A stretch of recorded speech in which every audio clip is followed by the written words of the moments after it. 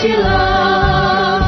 Belajar, bergerak, berbagi untuk negeri, kita menjalin kolaborasi. Belajar, bergerak, berbagi untuk negeri, demi bakti pada Ibu Pertiwi.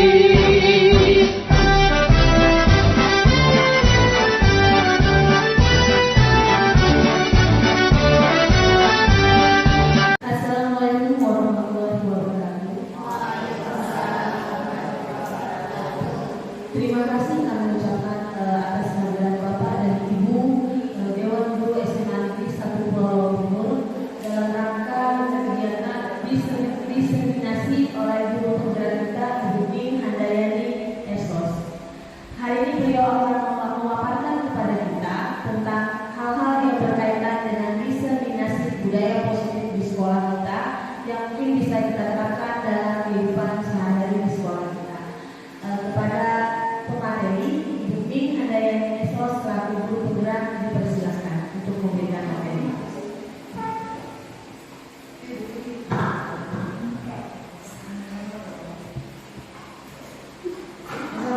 Assalamualaikum warahmatullahi wabarakatuh. Alhamdulillah, kita panjatkan bersyukur kita kepada Allah Subhanahu wa taala karena atas berkat rahmat-Nya kita bisa hadir pada hari ini pada kegiatan diseminasi budaya positif di sekolah kita, yaitu di SMA Negeri 1 Pulau Timur. Pertama, saya ucapkan terima kasih kepada Bapak dan Ibu yang sudah menyempatkan hadir dalam kegiatan ini.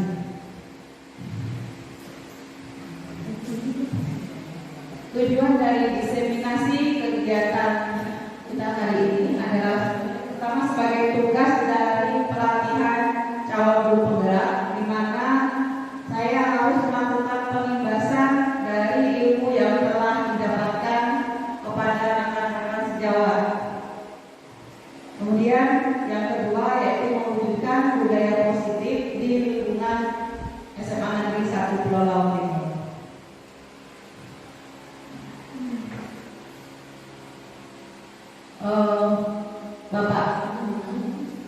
Bapak pendidikan kita yaitu Ki Hajar Dewantara dengan semboyannya Ing Harso Supulodo, Ing Madyo Mangunkaso Tugu Handayani memiliki tujuan pendidikan yaitu menuntun segala kodrat yang ada pada anak-anak agar mereka dapat mencapai keselamatan dan kebahagiaan yang setinggi-tingginya baik sebagai manusia maupun sebagai anggota masyarakat. Oleh sebab itu, pendidik itu hanya dapat menuntun tubuh atau hidupnya kekuatan kodrat yang ada pada anak agar dapat memperbaiki hidup dan tubuhnya kekuatan kodrat anak. Dalam menuntun laku dan pertumbuhan kodrat anak, Ki Hajar Dewantara mengibaratkan peran pendidik sebagai seorang petani. Anak-anak seperti biji padi yang disemai dan ditanam oleh petani di lahan yang telah disediakan. Bila biji ditempatkan di tanah yang subur dengan mendapat sinar matahari dan pengairan yang baik, dipupuk, maka padi dapat tumbuh dengan baik. Nah, untuk mewujudkan tujuan pendidikan Ki Hajar Dewantara tersebut, maka budaya positif di sekolah harus diciptakan agar murid bisa belajar dengan aman dan nyaman di sekolah. Apa sih budaya positif itu? Kira-kira Bapak dan Ibu ada yang pernah mendengar apa itu budaya positif? Ya, Kebiasaan siswa yang menunjukkan ke arah yang lebih baik, kemudian yang menjadi sifatnya yang mungkin akan menunjukkan karakter yang baik bagi siswa. Menurut saya itu. iya, bagus. Itu adalah budaya positif. Nah, budaya positif itu kita seperti yang Ibu Sari tadi katakan kan, kita itu ada pembiasaan yang bernilai positif. Di dalamnya mengandung sejumlah kegiatan yang mampu menumbuhkan karakter murid agar murid dapat berkembang menjadi pribadi yang bertanggung jawab. Jadi yang kita pelajari hari ini adalah yang pertama tentang disiplin positif dan nilai-nilai kebajikan universal. Yang kedua teori motivasi, hukuman dan penghargaan, restitusi. Yang ketiga tentang keyakinan kelas. Yang keempat tentang kebutuhan dasar manusia dan dunia berkualitas. Yang kelima tentang restitusi, 5 posisi kontrol. Serta yang terakhir restitusi, segitiga restitusi. Nah, ini ada satu permainan nih. Ada yang bisa menjadi di permainan ini saya minta 2 orang yang bisa praktekkan dari kegiatan ini. Siapa yang mau bersedia? Ibu Okta. Ini yang pertama ada 2 orang. Yang pertama itu si A. Nah, Ibu Okta nanti mengambil kertas, kemudian tulis sesuatu yang berharga. Kira-kira apa yang berharga menurut Ibu Okta nanti? Nanti salah satu siapa itu? Ibu Sari. Ibu Sari nanti akan mencoba membuka genggaman yang Ibu Okta tadi. Dengan sekuat tenaga bisa merayu, bisa menghardik, bisa menancap, bisa menyuap. Nah itu supaya Ibu Okta mau membukakan genggaman tangannya.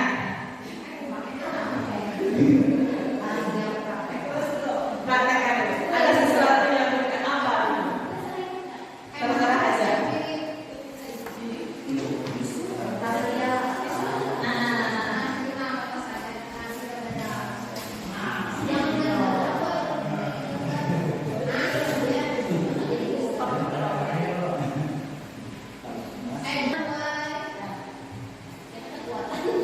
Seberapa penting menjaga kerja? Sangat penting sekali. Sangat penting sekali. Buat apa? Di kehidupan. Ya. Boleh tidak berubah? Untuk apa? Berbagi kan salah satu budaya positif kita, misalnya sedekah. Atau bentuk sedekah dulu. Untuk apa dulu? Yang kebermanfaatannya untuk Ibu Sari apa dulu? Kayaknya penting deh. Untuk apa dulu? Budaya bisa insya Allah bermanfaat. Kan penting untuk Anda.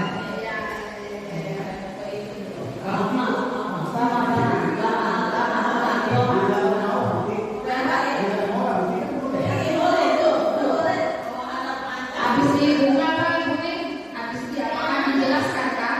Itu kamu mau membuka atau enggak? Nanti dulu. Ayo sudah dibuka. Ayo, aku lagi dulu. Habis semua Ibu nih dijelaskan kan?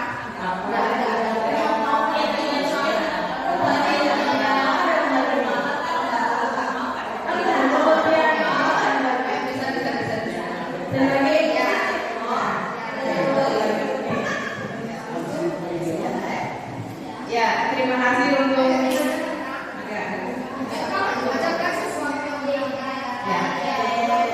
apa itu yang berharga dari Ibu Okta?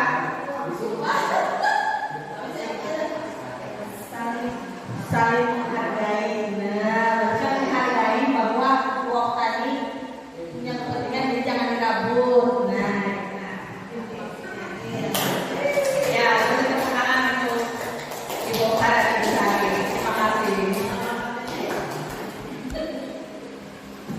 Dari kegiatan tadi kita tahu bahwa kalau seandainya kita mengibaratkan yang Ibu Okta tadi adalah murid kita dan Ibu Sari adalah guru. Nah, berarti kita itu bisa Kira-kira kita bisa nggak mengontrol murid kita? Bisa. Ya, dan ada perubahan paradigma teori kontrol atau ilusi kontrol. Sebetulnya kontrol itu berada, kalau menurut Bapak Ibu, kontrol itu berada pada siapa sih? Guru. Ada ilusi kontrol. Yang pertama, ilusi guru mengontrol murid, bahwa murid itu bisa dikontrol oleh guru. Yang kedua, ilusi bahwa kritik dan membuat orang merasa bersalah dapat menguatkan karakter. Yang ketiga, ilusi bahwa semua penguatan positif, efektif, dan bermanfaat. Dan yang terakhir, ilusi bahwa orang dewasa memiliki hak untuk memaksa. Sebetulnya yang tadi dilakukan Ibu Okta itu kontrol itu berada pada diri Ibu Okta. Ibu Okta itu mau membuka itu sebetulnya karena keinginan Ibu Okta sendiri, kan? Ya itu. Jadi dengan rayuan dari usaha dilakukannya, tetap fungsi kontrol itu berada di tempat Ibu Okta. Itu. Terus ada perubahan paradigma, stimulus respon teori kontrol. Siapa sesungguhnya yang memiliki kontrol? Dari stimulus respon, kita mencoba mengubah orang agar berpandangan sama dengan kita. Perilaku buruk dilihat sebagai suatu kesalahan. Orang lain bisa mengontrol saya bisa mengontrol orang lain, dan pemaksaan pada saat bujukan gagal. Di sini dalam stimulus respon itu model berpikir adalah menang dan kalah. Ketika seorang tadi kayak Ibu Sari bisa membukakan genggaman tangan Ibu Okta, nah itu berarti ada merasa Ibu Sari itu menang, kan, dibanding lawannya tadi. Tapi menurut teori kontrol, kita berusaha memahami pandangan orang lain tentang dunia. Semua perilaku memiliki tujuan. Hanya orang yang bisa mengontrol diri Anda. Anda bisa mengontrol orang lain, dan Anda tidak bisa mengontrol orang lain. Kemudian kolaborasi dan konsensus menciptakan pilihan yang baru. Di sini dalam teori kontrol, model berpikirnya adalah menang dan menang. Kemudian yang kedua, eksplorasi konsep pembelajaran tentang disiplin positif dan nilai-nilai kebajikan universal. Nah, apakah disiplin itu? Ada yang tahu apakah disiplin itu? Pak Jani, apa disiplin itu?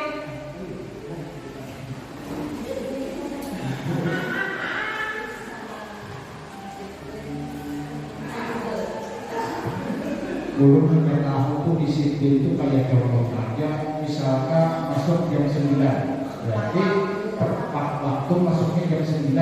Nah itu kalau menurut disiplin waktu, contohnya aja Bu. Tapi kalau definisi disiplin, ya yang kita definisikannya biasanya guru besar.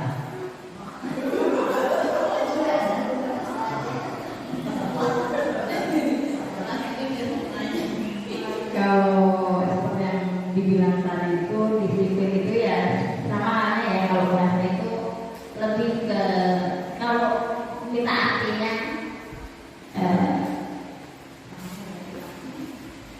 lebih ke apa ya? Komitmen sebenarnya, komitmen diri seseorang mengenai ya tadi yang dikatakan Bu Pak Jani itu tentang waktu. Jadi kalau masalah disiplin ya komitmen kita terhadap sesuatu gitu. Ya, terima kasih Pak Jani sama Ibu Pori. Itu tentang disiplin tadi. Ya, disiplin itu dari bahasa Latin yang artinya itu belajar. Nah, dalam kebudayaan kita itu sering kita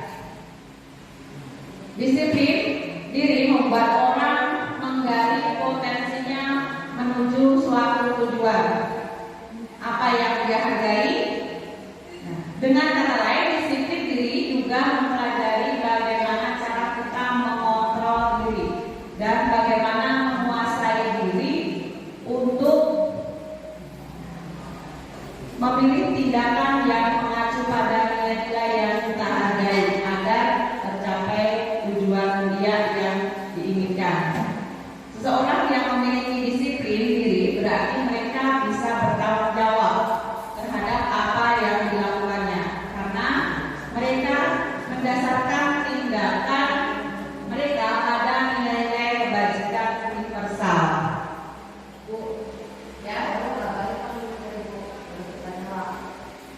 Ya, yang menghubungkan kata disiplin dengan ketidaknyamanan, maksudnya apa itu ketidaknyamanan? Adanya disiplin itukah atau apa ini? ya, terima kasih atas pertanyaannya, Ibu Lina. Ya, disiplin kadang kita mempunyai peraturan kan. Nah, ketika kita memiliki peraturan, terus anak itu bisa merasa tidak nyaman atas peraturan kita. Itu untuk menjalankan peraturan kita itu yang dimaksud dengan ketidaknyamanan.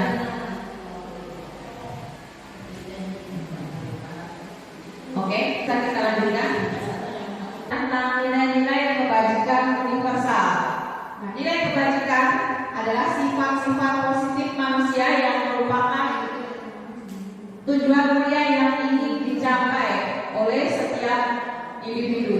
Nilai-nilai kebajikan universal tersebut adalah bersifat umum, jadi lintas bahasa, lintas bangsa maupun lintas agama.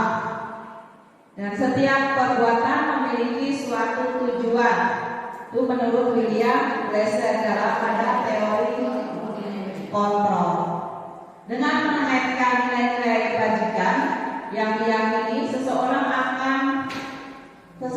maka motivasi intrinsiknya akan terbangun sehingga menggerakkan motivasi dari dalam untuk dapat mencapai tujuan mulia yang diinginkan.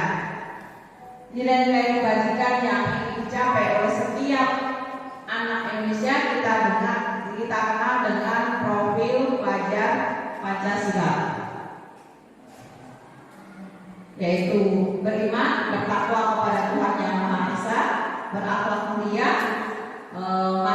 mandiri, bernalar kritis, kebinekaan tunggal, gotong royong, dan kreatif. Ini adalah nilai-nilai kebajikan universal. Kemudian yang selanjutnya itu kita belajar tentang teori motivasi, hukuman, penghargaan, dan restitusi. Nah, ini ada teori motivasi manusia, perilaku manusia itu ada 3. Yang pertama, untuk menghindari ketidaknyamanan atau hukuman. Yang kedua, untuk mendapatkan imbalan dari orang lain. Kedua motivasi perilaku manusia tadi bersifat eksternal dari luar. Kemudian yang ketiga, untuk menghargai diri sendiri. Yang kemarin saya pernah menanyai sama siswa, apa motivasi sekolah itu kebanyakan masih motivasinya secara eksternal, yaitu menghindari ketidaknyamanan atau karena takut dihukum. Gitu. Kemudian merdeka menurut Ki Hajar Dewantara itu adalah tidak hanya terlepas dari perintah, akan tetapi juga campak buat pemerintah diri sendiri yang dinamakan merdeka itu. Jadi seseorang itu bisa menentukan dirinya mau mengambil pilihan yang mana. Nah, itu adalah merdeka. Tidak mau diperintah, yaitu merdeka. Nah, ini adalah restitusi. Apa sih restitusi itu?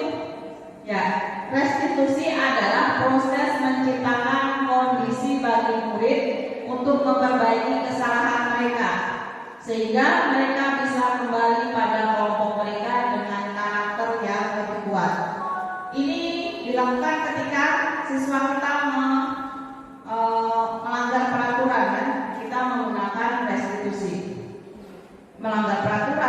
berbuat salah, yaitu dengan restitusi.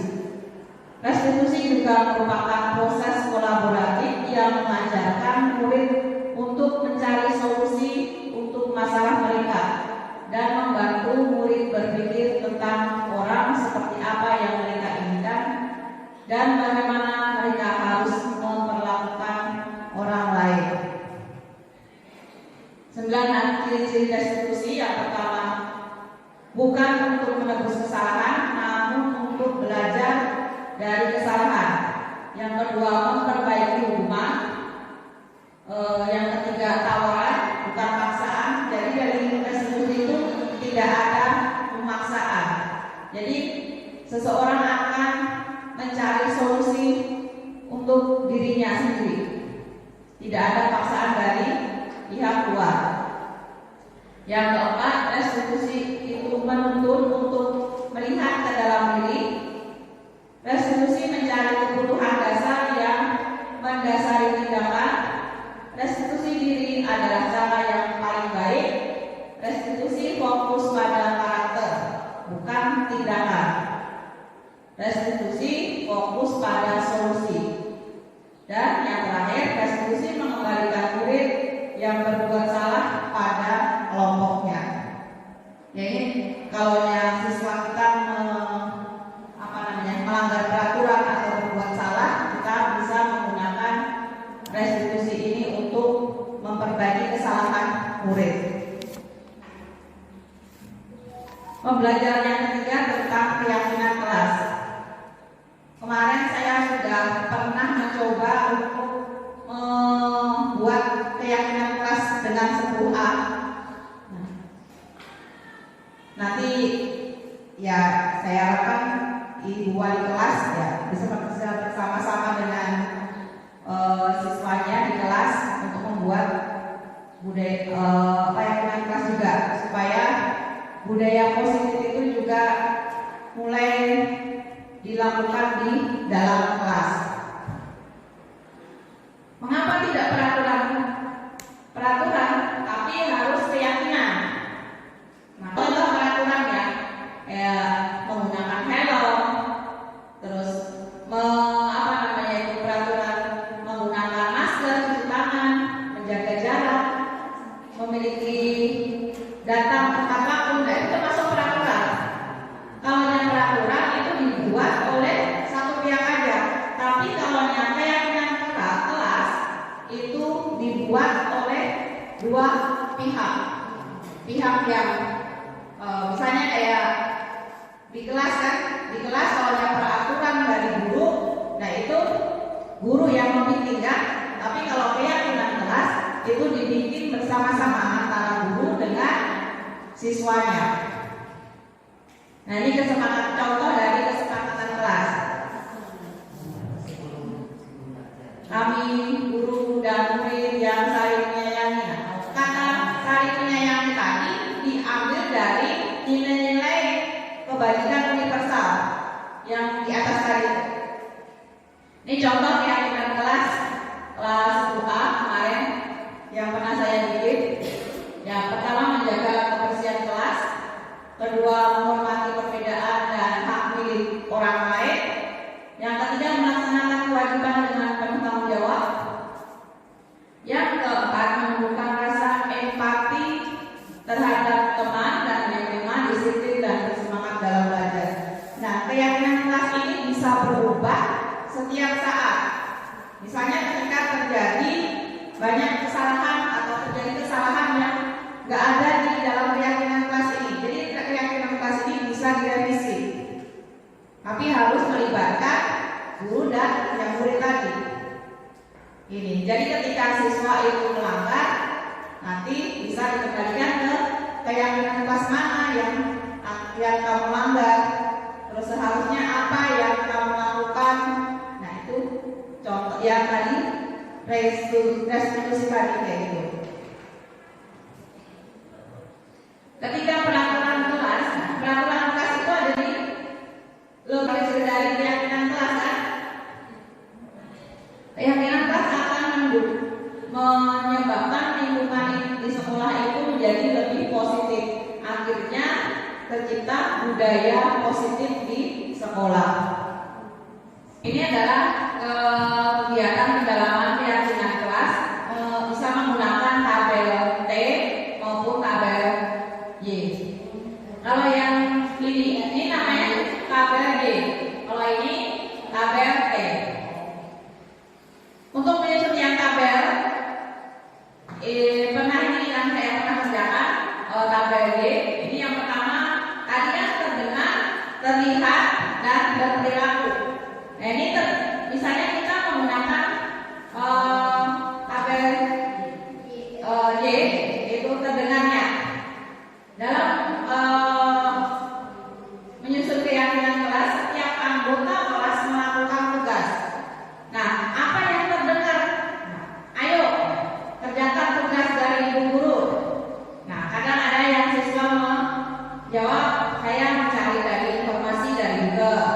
Mari kita diskusikan. Itu yang terdengarnya. Terlihatnya seperti apa? Terlihatnya siswa itu akan bekerja sama dengan baik, siswa aktif dan mampu bekerja sama, santun dalam berkata maupun menghormati pendapat orang lain. Nah, perilakunya adalah terlihat kan seorang anak itu akan mengangkat tangannya ketika mau berbicara dengan ramah, berbicara bersikap ramah, bicara dengan bahasa yang baik dan sopan, tidak memaksakan kehendaknya. Itu akan kelihatan dari perilaku anak. Kemudian itu adalah contoh dari penggunaan tabel T. Kegiatan yang tampak, ada yang tampak seperti dan tidak tampak seperti. Yang tampak seperti itu dalam hal percaya dan menghormati orang lain serta orang miliknya, kita bisa melihat menggunakan tabel T. Yang kegiatan yang tampak seperti yang pertama berbicara santun dengan orang lain, meminta izin ketika mau ke toilet, meminta izin ketika mau menjam barang, menghargai teman bicara waktu diskusi, mengerjakan tugas dengan jujur. Yang tidak tampak seperti sering berkata kasar, pergi ke toilet tanpa izin, mengambil barang tanpa meminta izin, ikut bicara dan ribut saat diskusi, serta suka menyontek teman. Nah, ada perbedaan dari peraturan kelas dengan keyakinan kelas. Nih, contoh dari peraturan kelas. Selalu kembalikan buku ke tempatnya. Nah, dari peraturan kelas ini diambil dari keyakinan kelasnya, berarti berupa tanggung jawab. Ketika ini ada dilarang mengganggu orang lain, berarti keyakinan kelasnya adalah menghormati orang lain. Dalam hadir di sekolah 15 menit sebelum pembelajaran dimulai. Keyakinan kelasnya berupa adanya komitmen serta menghormati orang lain. Dalam peraturan kelas dilarang melakukan kekerasan, berarti keyakinan kelasnya adalah tentang keselamatan dan menghormati orang lain. Dilarang menggunakan narkoba. Nah, ini adalah peraturan kelas. Berarti keyakinan kelasnya itu berhubungan dengan kesehatan. Gunakan masker. Nah, itu peraturan kelas kan? Keyakinan kelasnya berarti tentang kesehatan dan keselamatan. Contoh peraturan kelasnya, jangan berlari di kelas atau koridor. Berarti keyakinan kelasnya itu dari keselamatan dan keamanan.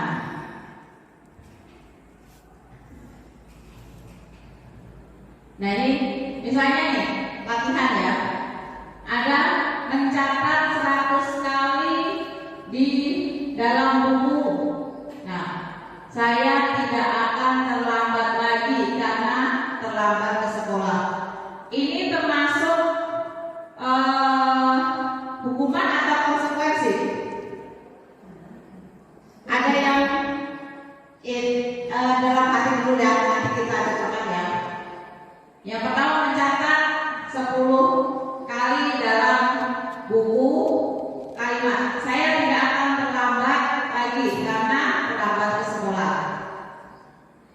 Yang kedua, lari mengelilingi lapangan basket 2 kali karena terlambat hadir ke sekolah. Hukuman. Ya. Murid diminta untuk push up 15 kali karena tidak menggunakan masker ke sekolah. Hukuman. Mengganti kertas tugas teman yang telah dicoret-coret. Membersihkan tumpahan air ke meja tulis karena tersenggol pada saat belajar. Yang selanjutnya, murid disuruh untuk mengenakan sepatu seharian di sekolah karena tidak mengenakan sepatu hitam. Hukuman atau konsekuensi? Seharian karena tidak menggunakan sepatu hitam. Hukuman. Oke, kita lanjutkan ya. Lari mengelilingi lapangan basket 2 kali karena terlambat 10 menit untuk pelajaran PJK. Hukuman. Hukuman. Nah, kita cek ya jawabannya. Di sini tadi ada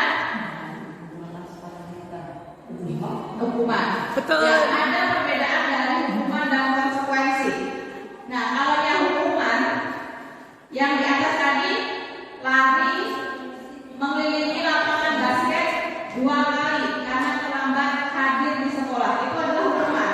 Tapi di bawah ada lari mengelilingi lapangan basket 2 kali karena terlambat 10 menit untuk pelajaran, itu adalah konsekuensi. Kenapa? Karena kalau konsekuensi itu kan sudah ditentukan ketika ada yang peraturan sudah ditentukan, tetapi Ya. melanggar, maka itu konsekuensinya adalah ini menjalani yang Betul. hukum. Tapi konsekuensi dari itu kan kayak perjanjiannya, sedangkan kalau yang di atas dia sudah merawat sudah. ya betul. Ya, karena ya benar Ibu Sari tadi. Nah, hukuman itu sering nggak nyambung dengan peraturan apa yang dibuat, apa yang dihukum itu biasanya nggak nyambung. Tapi kalau konsekuensi itu ada hubungannya. Ini kan di sini ada pelajaran PJOK, berarti ini adalah konsekuensi. Tapi kalau yang di atas itu nggak ada hubungannya antara lari dengan terlambat hadir. Nah, itu adalah hukuman. Gitu. Nah, ini ada contoh nih. Hukuman itu adalah sesuatu yang menyakitkan, membuat anak sakit fisik maupun hatinya dalam jangka waktu yang lama. Tapi kalau konsekuensi, anak itu ya tidak nyaman tapi dalam jangka waktu pendek aja. Konsekuensi itu memang harus terjadi. Nah, dalam hukuman anak membenci kedisiplinan. Tapi kalau dalam konsekuensi anak itu akan menghargai disiplin. Dalam hukuman terjadi paksaan. Ya kan, anak kalau tidak menaati peraturan akan dipaksa untuk melakukan hukuman tadi. Dalam hukuman juga mendorong anak bisa menyakiti diri sendiri. Nah, di sini ada konsep diri yang buruk. Anak belajar untuk menyembunyikan kesalahan. Kadang takut dihukum, lalu anak ya meliumlah, bersembunyi. Kadang terjadi marah, rasa bersalah karena sudah dipermalukan, merasa tidak dihargai. Itu adalah hukuman. Dan konsekuensi itu ya membuat sesuatu itu harus terjadi, membuat anak merasa tidak nyaman, tapi dalam jangka waktu yang pendek. Anak menghargai disiplin, stimulus tanggapan, dan terjadi mendorong anak untuk mudah menyesuaikan diri. Konsep diri yang baik, anak belajar untuk mematuhi peraturan, dan kehilangan hak dibuat tidak nyaman, diasingkan, tapi untuk sementara waktu saja. Nah, ini adalah perbedaan hukuman, konsekuensi, dan restitusi. Kalau hukuman itu identitas gagal. Kalau konsekuensi dari restitusi itu adalah identitas sukses. Karena itu bisa membentuk disiplin atau kedisiplinan. Ada yang bisa membacakan identitas hukuman, identitas gagal atau hukuman? Ibu Oci?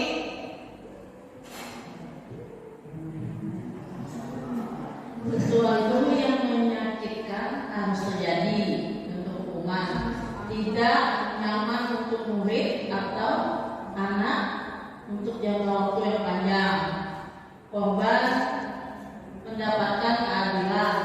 Murid atau anak akan tersakiti. Perilaku pasif agresif meningkat. Sistem tidak akan berjalan bila murid tidak takut.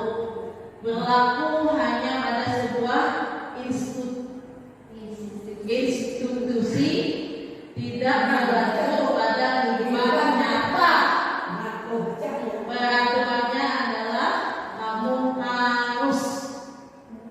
Murid atau anak membenci peraturan negatif. Lanjutkan emang konsekuensi. Identitas sukses, disiplin untuk konsekuensi. Yang pertama, sesuatu harus terjadi. Berikutnya, tidak nyaman untuk murid atau anak untuk jangka waktu pendek. Korban bisa diabaikan. Murid atau anak dibuat tidak nyaman. Penguasa hanya bertahan dalam jangka waktu pendek.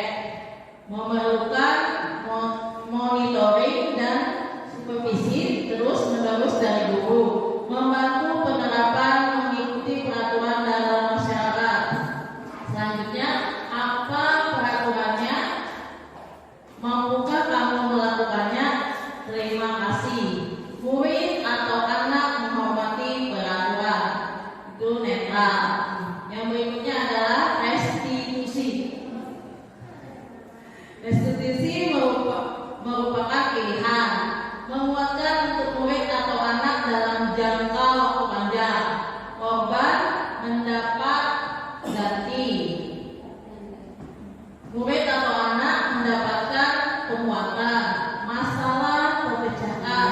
Murid belajar bertanggung jawab untuk perilakunya. Fokus pada pemecahan masalah dalam jangka waktu panjang. Apa yang kamu yakini? Apa yang bisa kamu lakukan untuk memperbaiki masalah ini? Murid atau anak menghormati dirinya dan orang lain. Itu positif. Ya, terima kasih. Ibu Oci sudah membacakan tadi dari hukuman, konsekuensi, dan restitusi. Kira-kira dari hukuman, konsekuensi, restitusi itu yang paling bagus yang mana? Yang bisa kita terapkan? Yang positif lah. Ya, berarti yang positif berarti adanya identitas sukses, bisa konsekuensi dan restitusi. Jadi Apakah bisa diterapkan secara pasti lah itu? Ya. Bisa diterapkan. Ya, kita belajar. Jadi belajar dari disiplin positif ini, kita mengarah nanti supaya di sekolahan ini tercipta disiplin positif juga. Ya, kita belajar dulu untuk nanti bisa kita terapkan di sekolah kita, supaya di sekolah kita ini murid merasa aman dan nyaman dalam bersekolah, dan disiplin positif itu juga bisa terwujud. Selanjutnya kita belajar tentang kebutuhan dasar manusia dan dunia berkualitas. Setiap manusia itu memiliki 5 kebutuhan dasar. Ada kebutuhan karena bertahan hidup. Yang kedua, kebutuhan akan cinta dan kasih sayang, penguasaan, kebebasan, dan kesenangan. Ini setiap murid-murid kita juga memiliki kebutuhan dasar ini yang harus terpenuhi. Kalau salah satu dari kebutuhan ini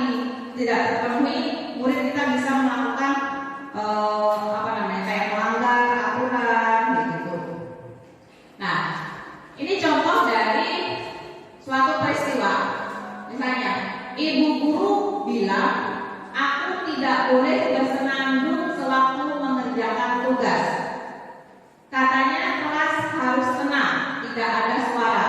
Padahal kan aku suka menyanyi dan senang bernyanyi. Ini termasuk kebutuhan apa kira-kira yang dibutuhkan oleh anak tadi? Kesenangan? Iya. Kalau yang kedua, ibu guru tidak menyapaku hari ini, padahal aku pakai jepit rambut baru. Jadi siswa merasa sedih kan? Nah, ini kebutuhan apa? Iya.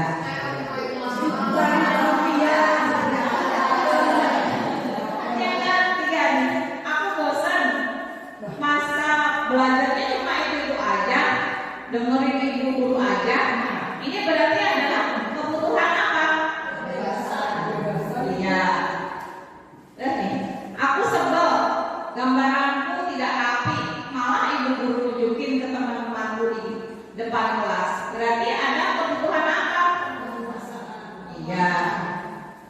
Nah, ini adalah kebutuhan dasar. Kadang siswa kita berlaku aneh-aneh kan? Nah, itu mungkin ada kebutuhan dasar yang memang belum terpenuhi dari anak tadi. Nah, kita sekarang melanjutkan ke dalam posisi 5, posisi kontrol. Posisi kontrol itu yang pertama itu adalah sebagai penghukum, yang kedua adalah membuat orang merasa bersalah, yang ketiga adalah sebagai teman, yang keempat adalah sebagai pemantau, yang kelima adalah sebagai manajer.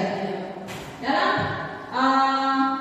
penghukum dan membuat orang merasa bersalah ini adalah merupakan kontrol dari luar, jadi termasuk dalam identitas gagal. Sedangkan dari teman pemantau ini merupakan identitas berhasil atau sukses. Manajer juga termasuk dalam identitas berhasil atau sukses. Ya. Tapi kalau yang teman dan pemantau tadi itu kontrolnya dari luar atau eksternal, dan manajer itu kontrolnya dari dalam diri. Misalnya nih, dalam menghukum, guru berbuat menghardik, menunjuk-nunjuk, menyakiti, menyindir, nah itu termasuk menghukum. Tapi kalau dalam membuat orang merasa bersalah, biasanya nih guru akan berceramah dan mengatakan seharusnya kamu nih nggak melakukan ini, nah misalnya kayak gitu. Ibu nih kecewa terhadap kalian, itu akan membuat orang itu merasa bersalah. Dalam hal teman itu membuat guru itu akan membuatkan alasan untuk muridnya. Dan dalam hal memantau, guru itu akan menghitung, berarti di sini ada data secara otentik yang guru punya. Jadi ketika menghukum murid itu berdasarkan dari data-data yang ada tadi. Kalau dalam manajer itu guru itu akan mengajukan pertanyaan-pertanyaan kepada murid. Misalnya tadi, ya alasannya apa? Alasannya apa? Kenapa kalian melakukan itu? Nah, itu termasuk dalam manajer. Tapi kalau dalam penghukum, guru itu akan berkata, kalau kamu tidak melakukannya, awas ya. Nah, berarti adanya ancaman. Jadi ketika diancam, otomatis apa? Hasilnya apa? Siswa itu akan memberontak. Itu dalam hal menghukum. Kemudian siswa juga berkata, biar aja, nanti juga marah-marah lagi. Jadi dampaknya pada murid apa? Dampak pada murid itu murid akan mengulangi kesalahannya lagi. Tapi kalau dalam hal membuat orang merasa bersalah, kadang guru bertanya, kata-katanya kayak gini, kamu nih seharusnya sudah tahu kan, ibu nih capek kan, jangan bikin ibu kesal, jangan bikin ibu sedih. Nah, adalah kata-kata dari yang guru sebagai pembuat orang merasa bersalah tadi. Sehingga hasilnya apa? Siswa itu akan berbohong. Siswa akan merasa bersalah. Itu. Akhirnya siswa juga bisa rendah diri. Dalam posisi kontrol teman itu misalnya kata-kata guru nih, ayolah lakukan demi ibu. Masa kamu tidak mau? Ingatlah, nanti ibu bantu. Nah, itu termasuk dari posisi kontrol sebagai teman. Jadi anak itu bisa ketergantungan, tapi ketergantungannya itu ya pada ibu atau pada guru yang membuat posisi kontrol sebagai teman tadi. Kadang murid itu juga bisa sama guru lain juga bisa memulai kesalahannya, tapi sama guru itu dia akan baik. Gitu. Itu yang posisi teman. Jadi siswa itu bisa menjadi lemah, tidak mandiri dan tergantung pada guru yang tadi. Kalau dalam posisi memantau itu misalnya ada peraturan, apa peraturannya? Terus kemudian menyesuaikan diri bila diawasi. Jadi kalau yang nggak diawasi ya kemungkinan bisa melakukan kesalahan. Jadi murid akan berkata, berapa banyak bintang yang saya harus peroleh, berapa halaman yang harus saya tulis. Itu karena guru itu adalah sebagai pemantau. Guru akan melakukan hukuman itu berdasarkan dari hasil atau data yang mereka punya. Jadi dampaknya pada murid itu akan menitik beratkan pada sanksi atau hadiah. Kalau dalam fungsi manajer, posisi kontrol manajer, guru akan berkata, apa yang bisa kita yakini? Nah, ketika tadi murid melakukan kesalahan, guru akan berkata, apa yang telah kita yakini? Apa yang bisa kamu kerjakan untuk memperbaiki masalah ini? Itu adalah yang dikatakan guru.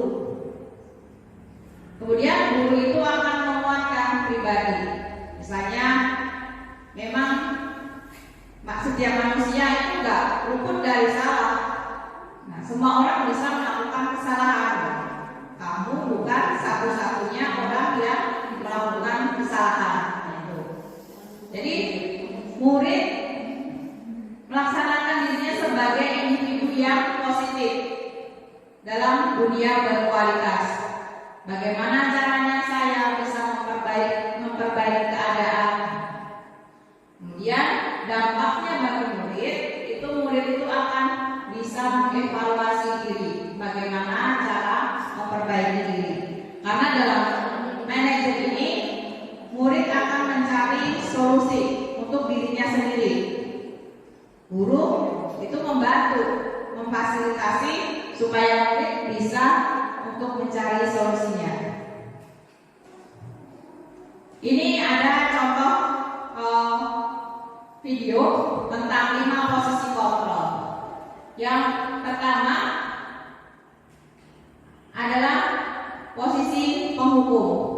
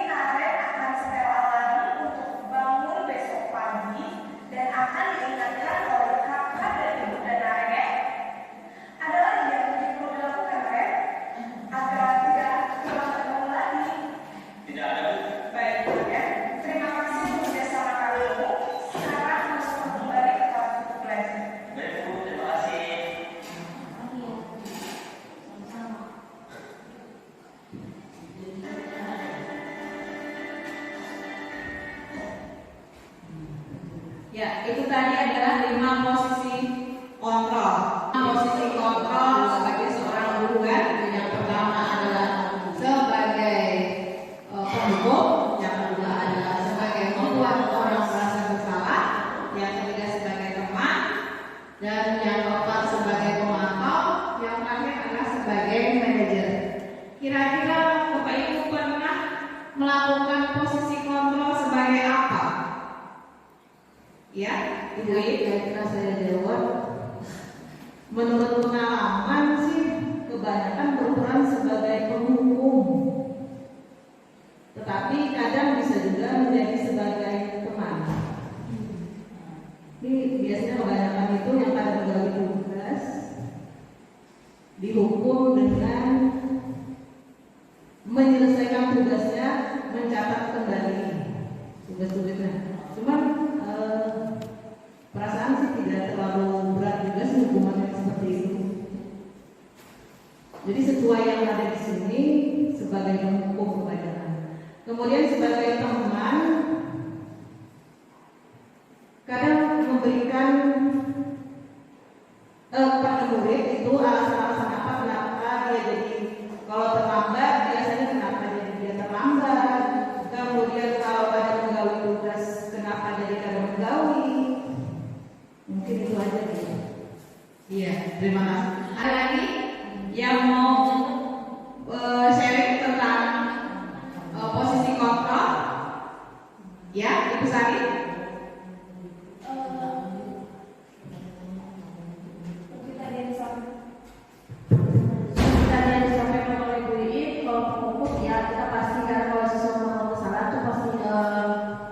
Kita hukum. Ada yang hukuman yang ke arah positif, ada yang mungkin ke arah negatif sedikit lah. Kemudian teman, ya kita kadang-kadang sering bercerita dengan anak-anak. Kemudian yang kalau saya biasanya juga pernah melakukan yang membuat orang merasa bersalah, karena biasanya kita menasihati siswa.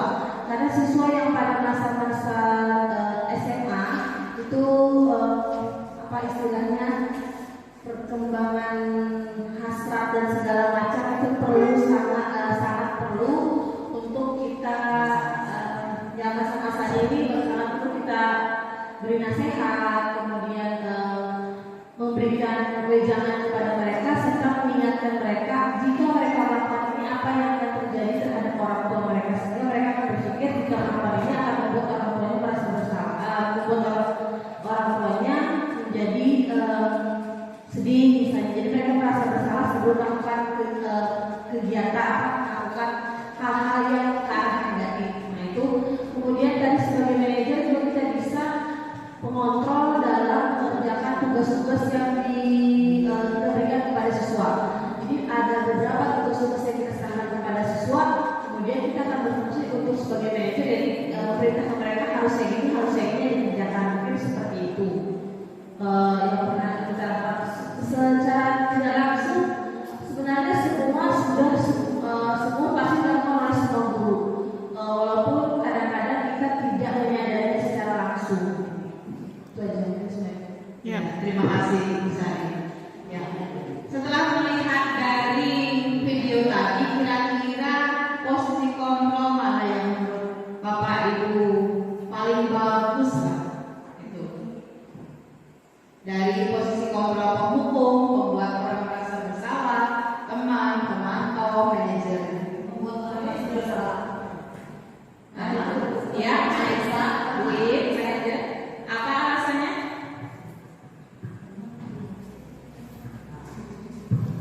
Alasannya karena manajer ini kan otomatis dia akan menghargai dirinya sendiri.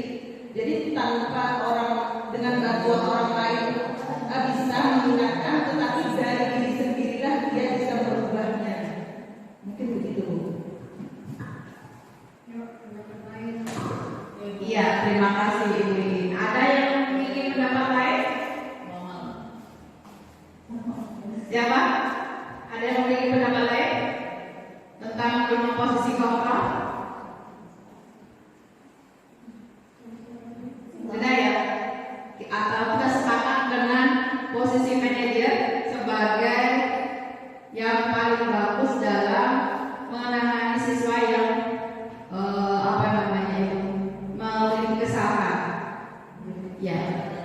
Ya, yang paling bagus memang posisi manajer, karena di situ memang anak itu akan dikembalikan ke dalam kelompoknya.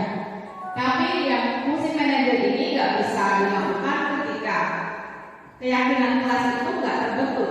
Jadi pertama kali kita juga harus membentuk keyakinan kelas. Jadi nanti saya harap kita bisa bersama-sama dengan wali kelas untuk bisa membentuk keyakinan kelas supaya anak itu memiliki kedisiplinan itu dari dalam dirinya.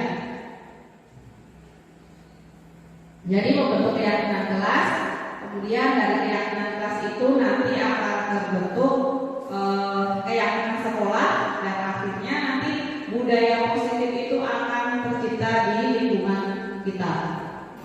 Ya, walaupun ini dalam fungsi pemantau, itu bisa juga dilakukan ya. Gitu.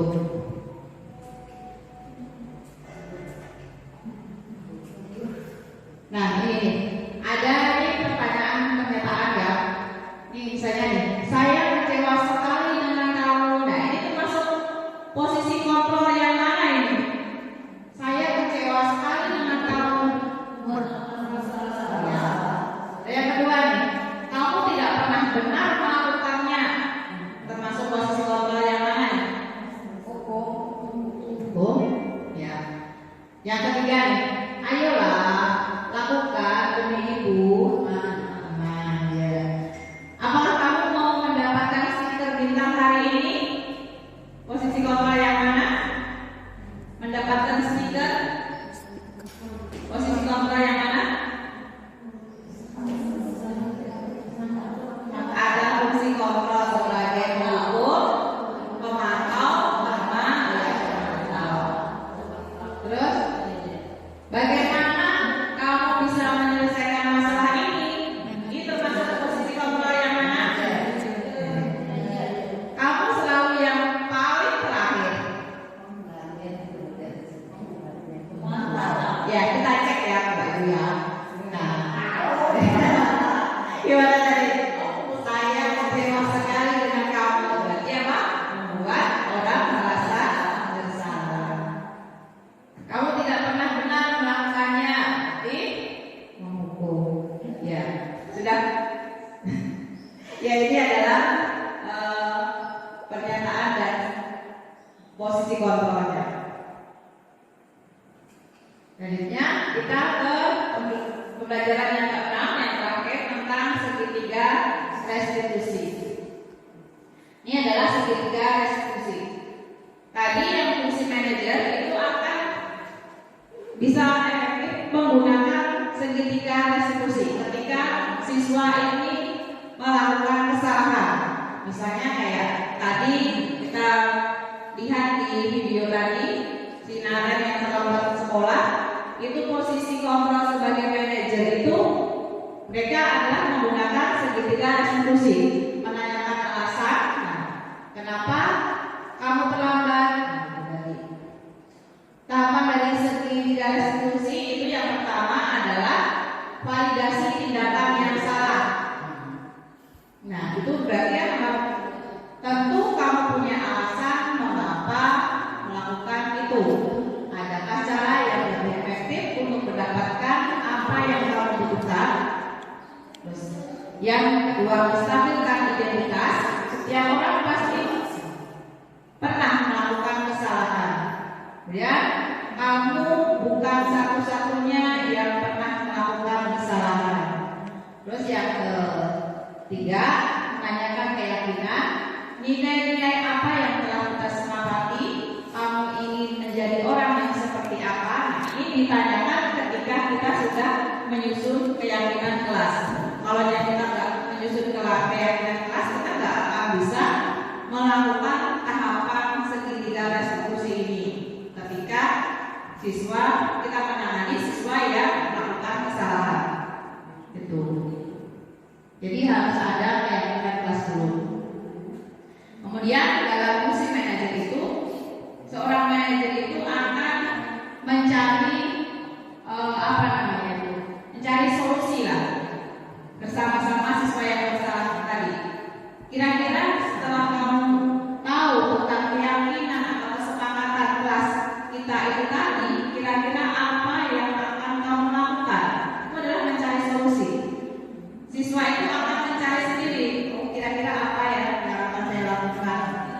telah mencari solusi.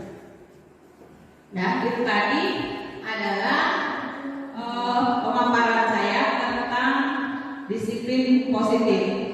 Kira-kira ada pertanyaan dari Bapak Ibu tentang pemaparan saya tadi?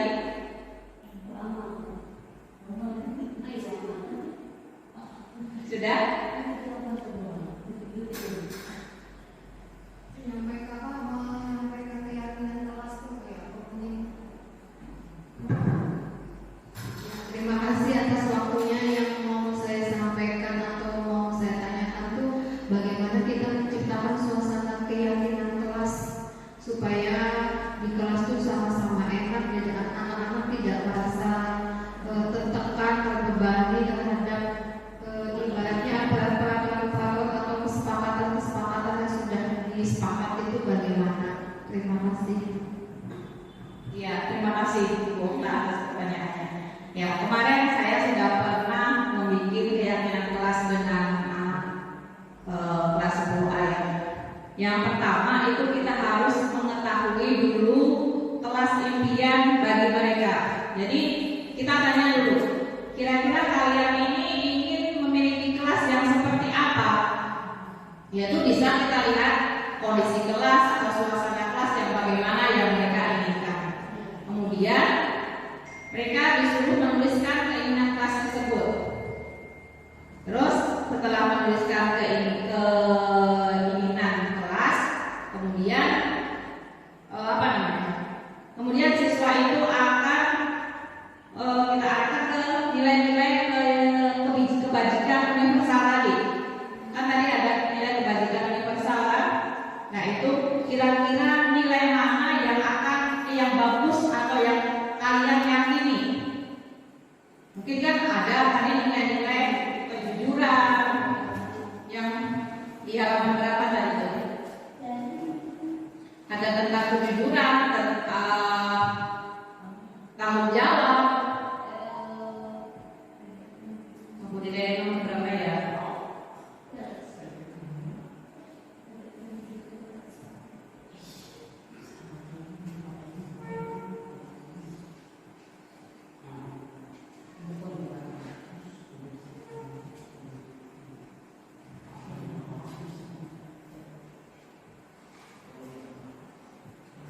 Nah, ini adalah nilai-nilai kebajikan. Ini nilai kebajikan universal. Di situ ada peduli. Ada banyak kan? Dan siswa itu diminta untuk menuliskan nilai yang menurut mereka paling bagus atau mereka yakini. Gitu. Dari kata misalnya nih ada tanggung jawab. Nah, dari kata tanggung jawab kita bisa melihat tadi ada tabel G atau tabel T, ya kan? Nah, dari rasa tanggung jawab itu dilihat apa sih yang terlihat dari tanggung jawab tadi. Oh, mungkin dari tanggung jawab itu siswa itu bisa mengerjakan tugasnya, tugas yang diberikan, atau tanggung jawab terhadap hak milik orang lain ketika meminjam, atau bisa juga mengembalikan barang-barang yang telah dipinjam. Itu semua nanti kita bentuk tulisan kalimat yang akan diyakini di kelas. Misalnya nih dari tanggung jawab berarti apa? Mau atau bisa menyelesaikan tugas dari guru. Nah itu adalah salah satu bentuk tanggung jawab kan. Nah itu suatu keyakinan kelas yang bisa mereka yakini, mampu menyelesaikan tugas. Misalnya nilai semangat. Oh, semangat itu terlihat apa? Dari semangat itu berarti mungkin kata disiplin akhirnya semangat belajar kan? Mungkin dari akhirnya disiplin, bersemangat dalam memasuki kelas kan? Itu. Misalnya kejujuran. Nah, itu di situ ada kata kejujuran. Nah, jujur kita bisa melihat anak itu jujur itu dari apa? Oh, ketika ulangan tidak menyontek misalnya. Nah, itu adalah suatu Itu mereka yakini enggak? Kalau mereka yakini, berarti itu kita tulis sebagai keyakinan kelas mereka. Itu dari kata-kata itu tadi, mereka yang menentukan nilai atau nilai kebajikan mana yang mereka yakini, yang mereka pilih. Nanti sama-sama kita membentuk dalam satu kalimatnya. Tuh. Kemudian ya, keyakinan kelas itu nggak usah banyak-banyak. Misalnya 5 atau 6 sudah cukup lah. Kalau yang kebanyakan nanti siswa akan bingung, terlalu bingung, banyak banget keyakinan kelasnya. Gitu. Nah, keyakinan kelas itu nanti bisa berubah atau bisa direvisi ketika terjadi pelanggaran yang lain. Gitu. Gimana? Ibu Ustaz, ada yang tanyakan lagi? Ada lagi pertanyaan? Sudah? Cukup ya? Ya, terima kasih. Saya akhiri, salam dan